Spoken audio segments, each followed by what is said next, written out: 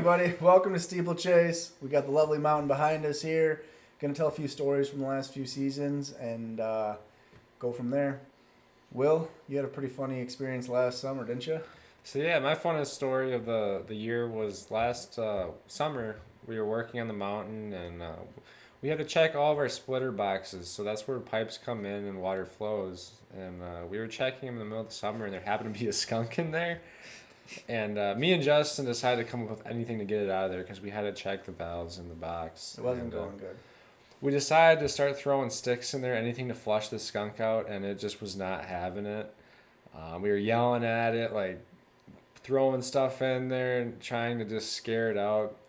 And sure enough, after about it did get stuck under the four wheeler. It did. Our work vehicle. yeah, once it finally came out of the box, it crawled underneath our side by side, and that was our only transportation out of there. So it had to come out from underneath the side by side as well. We were stuck.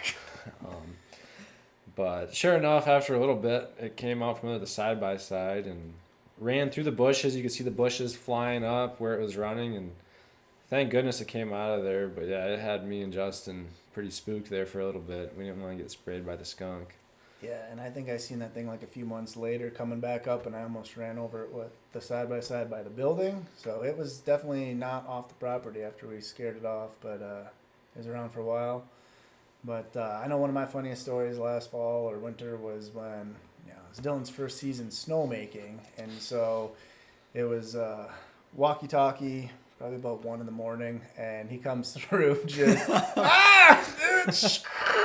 Couldn't hear what he was saying, but you knew something wasn't right, and so we went and tracked him down quickly and pull up, and he's all flustered, looking like a drowned rat, and trying to tell this story, and the valve is spraying water all over like a fire hose to get the valve shut off, and connection had broke, which is the first time we've seen that, and he's just like, I don't get rattled often, but man, that got me in. No, I really don't get rattled often, but when that sucker blew off the line, it blew me halfway down the hill, and I'm like, oh my gosh, I can't. And they come up and they're like, oh, you're fine. We don't even want to hear it. 4 seasons of snowmaking, you get used to these things, but your first water valve break is always kind of interesting. Always wet.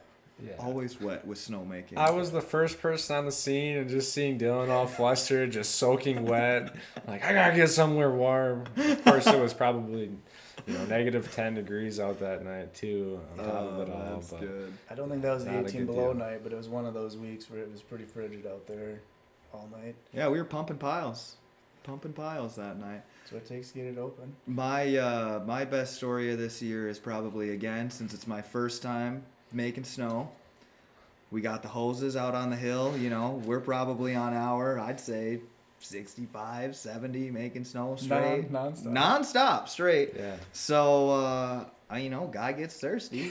And I grew up on a farm, so I was thinking, take a sip out of the hose. And luckily, I got all my gear on, so I'm trying to not get my jacket wet. So I'm like, waiting a second, and this guy hollers at me from up the hill. He goes, hey! What are you doing? And he's like, don't be drinking that. You're going to get sick. And I'm like, well, thank goodness I didn't drink out of that, because I was just kissing it barely, and I was just kissing death right there.